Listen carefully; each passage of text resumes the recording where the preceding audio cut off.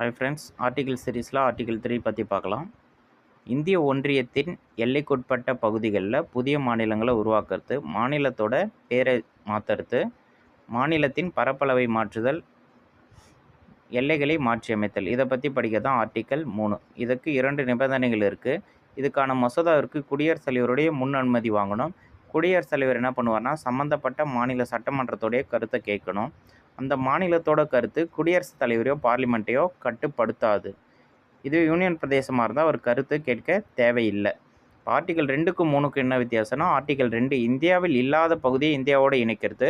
Article 3 இந்தியாவில் இருக்கிற பகுதிகளை 2 மாநிலங்களாக பிரிக்கிறது. எடுத்துக்காட்டு, ஆந்திரா மாநிலத்தை என்ன பண்ணாங்கன்னா, ஆந்திரா தெலுங்கானா அப்படின்னு 2 மாநிலங்களாக பிரித்தாங்க. இதை தான் நம்ம எடுத்துக்காட்டுக்கு எடுத்துக்கலாம். Thank you friends. Subscribe my channel.